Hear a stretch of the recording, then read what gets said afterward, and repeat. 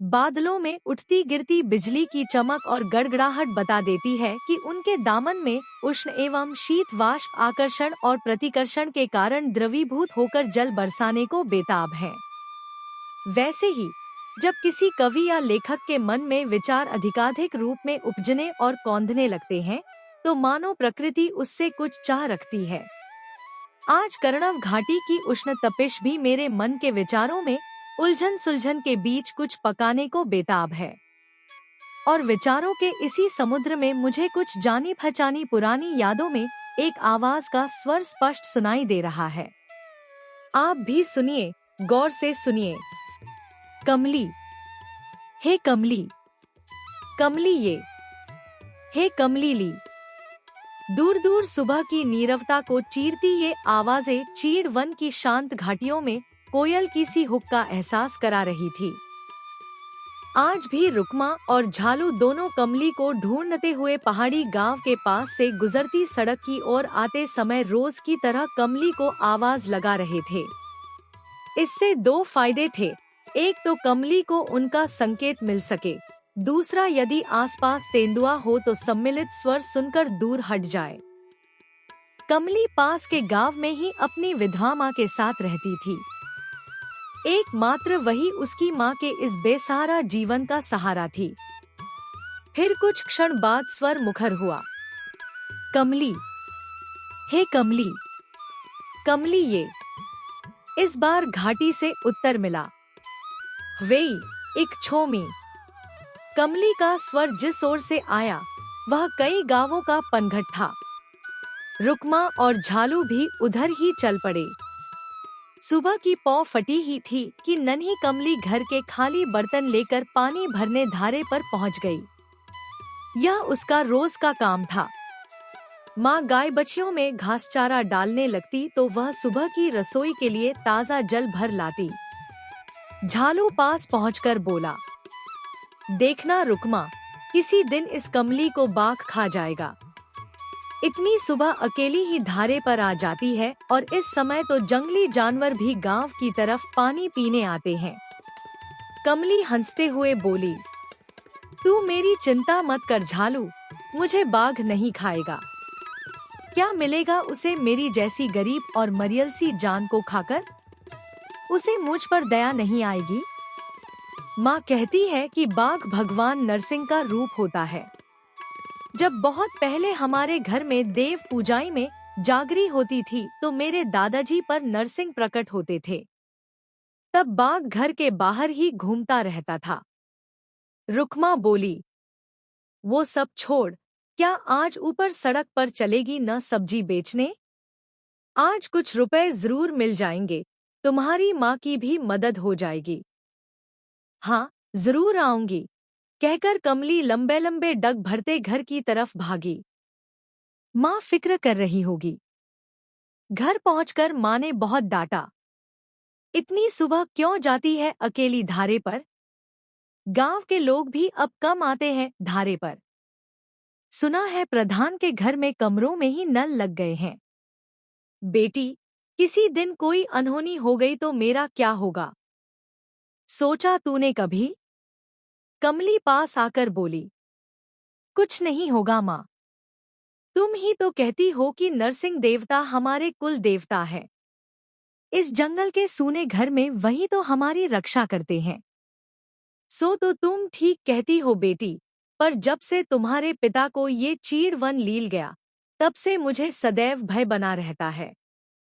जल्दी जल्दी कलेवा खाकर दोनों माँ बेटी काम में लग गईं। आज तातिल था, सो स्कूल की भी छुट्टी थी। कमली घास के साथ ही जंगल से लिंगोड़े तोड़ लाती और समय मिलते ही अपने दोस्तों के साथ सड़क पर पहुंचकर राहगीरों को बेच आती। किसी दिन 4-5 गड्डी बिक जाती तो 50 रुपए लेकर माँ को देती। माँ नन्ही सी बच्ची कमली को सीने से चिपटा लेती और देर तक गर्म आंसुओं से उसका सिर भिगोती रहती। आज भी वह 7-8 गड्डी लिंगोड़े तोड़ लाई थी। जल्दी से घास गड़ोली गौशाला में रखकर सड़क की तरफ दौड़ पड़ी। झालू और रुकमा पहले से ही सड़क पर मौजूद थे। आने जाने वालों को हाथ के इशारे से रुकवाकर सब्जी बेच रहे थे। दोनों की कंडी लिंगोड़ों से लगभग खाली हो चुकी थी। गरीब कमली घास के साथ कम ही लिंगोड़े तोड़कर ला पाती थी। एक चीड़ की छाव में चुपचाप कमली भी बैठ गई। नन्ही सी सावली रंगत की परीसी मासूम कमली आने जाने वालों को टुकुर टुकुर निहारती। देववश कोई दयालु इंसान उसके समीप ही गाड़ी रोककर कुछ पूछने लगता। कमली जल्दी जल्दी बोल पड़ती, बहुत ही अच्छी सब्जी है, ले लो साहब। मेम साहब को बहुत पसंद आएगी। उसकी मासूम चपलता पर सज्जन मुग्ध हो जाते। वे अपना प्रश्न भूलकर उस वक्त की मारी नन्ही सौदागर को अवाक देखते रहते। सज्जन गाड़ी से परिवार सहित उतर गए। परिवार के सदस्यों को कमली बहुत भली लगी।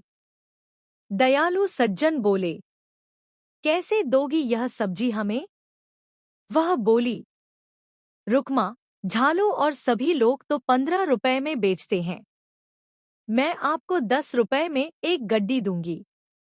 अच्छा, तुम भला कम में क्यों देती हो? तुम भी सबकी तरह 15 रुपए में बेचा करो। नहीं साहब, कमली बोली, मैं और मेरी माँ बहुत गरीब है। हमें कम मिल जाए तो भी गुजारा हो जाता है। आप ले लो, सुबह से कुछ नहीं बिका। रुकमा और झालू तो सारी टोकरी बेच चुके हैं। उसकी मासूम व्यथा समझकर सज्जन ने उसकी सारी सब्जी खरीद ली और 200 रुपए पकड़ाए। कमली बोली, साहब, मेरी सब्जी तो 80 रुपए की ही है। खुले पैसे मेरे पास नहीं है, आप खुले पैसे दे दें। सज्जन बोले, लिंगोड़ों की सब्जी मेरी माँ को बहुत पसंद है। उन्होंने ही कहा कि सब ले लो। 200 रुपए तुम्हें दिए हैं, सब तुम रख लो। कमली को अपार हर्ष हुआ। मन ही मन दुआ देती कमली गांव की ओर दौड़ पड़ी। रुकमा और झालू भी उसके पीछे लौट आए। सांझ का धुंधलका हो चला था। सूरज चीड़ के पेड़ों के बीच आंख मिचौली खेलते हुए अस्ताचल की ओर जा रहा था। कमली पैसे पूजा के ताख में रखकर माँ की प्रतीक्षा करने लगी। माँ खेत से काम से थकीहारी आकर गौशाला में गाय संभाल रही थी। कमली बैठे बैठे झुंझला रही थी कि कब माँ को अपनी मेहनत की कमाई दिखाए। उसे माँ की बातें याद आ गईं।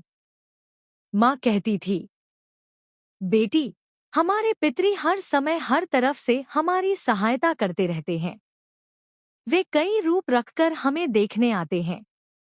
क्या पता पितृलोक से पिताजी और दादी ही मुझे देखने आए हों और सब्जी खरीदने के बहाने 80 रुपए की सब्जी के बदले 200 रुपए हमारी मदद के लिए देकर चले गए हों। साथ ही उन्हें भी अपनी कमली पर गर्व होगा कि उनके जाने के बाद वह माँ के हर काम में हाथ बंटाती है। अब अंधेरा घिरने लगा था।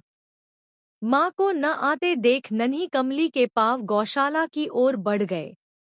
लालटेन की पीली रोशनी जला कमली निकली पड़ी। परंतु इस बात से बेखबर कमली की एक भूखा दरिंदा गायों के गौशाला के करीब घात लगाए बैठा है। अंधेरे में उसकी सुर्ख आंखें चमक रही थी।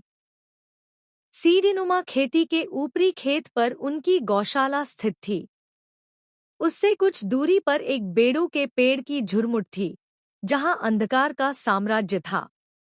अपने सपनों में मग्न कमली अपनी कमाई माँ को दिखाने के लिए कल्पनाओं में गुमसी चली जा रही थी। सहसा अंधकार से मौत का साया उछला और मासूम कमली की गर्दन अपने जबड़ों में दबाए कई खेतों में लुढ़कते हुए अंधकार में विलीन हो गया।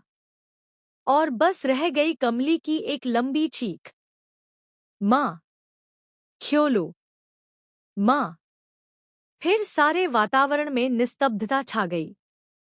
उसकी माँ कमली का स्वर सुनकर गौशाला से बाहर की ओर दौड़ी।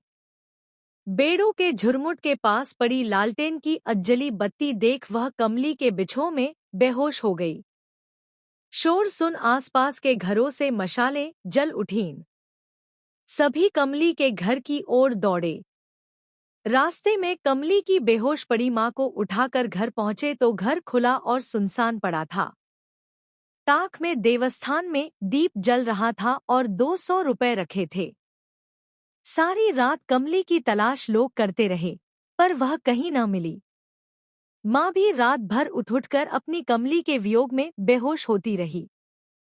सुबह के अंतिम पहर में माँ को सपने में कमली बाग के ऊपर सवार दिखाई दी। वह बोली, माँ, तुम कहती थी ना कि नरसिंह देव ही बाघ के रूप में विचरते हैं। हाथ के इशारे से जैसे माँ को बुला रही थी। माँ बोली, मैं भी आ रही हूँ बेटी, इस संसार में कौन है जिसके लिए जीऊँ। और एक हृदय विदारक चीख के साथ उसकी आंखों के आगे अंधकार छा गया। ताक में रखा देवस्थान का दीपक, जो तेल के बिना अंतिम सांस ले रहा था, अचानक तेज हवा के झोंके के साथ फड़फड़ाकर बुझ गया। सुबह पौ फटने पर गांव के लोग कमली के घर में इकट्ठे होने लगे। गांव के खेतों से दूर एक जगह कमली के खून से लथपथ कपड़े मिले। रिबन से बंधे बाल और सिर का अधखाया हिस्सा मिला। लोग उठाकर घर पहुंचे। अब माँ को कैसे समझाए, यह सोचकर बड़े बूढ़ों ने दरवाजे पर दस्तक दी। कोई जवाब नहीं। कुछ बूढ़ी स्त्रियां आवाज लगाकर घर में घुसी तो फर्श पर निर्जीव कमली की माँ की देह पड़ी थी, जो अपने देवस्थान की ओर एकटक निहार रही थी। अब सारे गांव में शोक की लहर दौड़ पड़ी। इन दोनों मां बेटी का दूर दूर तक कोई अपना न था। जैसे अंधेरे में साया भी साथ छोड़ देता है, वैसे ही यह मानवरिश्तों का संसार है। ताक में रखी कमली की अंतिम कमाई से माँ का कफन लाया गया। दोनों मां बेटी उसी में एक साथ अंतिम यात्रा पर निकल पड़ी। जागर में जागती होकर कुल नरसिंह देव भी अश्रुपूरित आंखों से इन पवित्र आत्माओं को विदा कर रहे थे। अब इस कुल में उनका नाम लेने वाला कोई शेष न बचा था, जो उनके ताक में दीप जला सके। उपसंहार।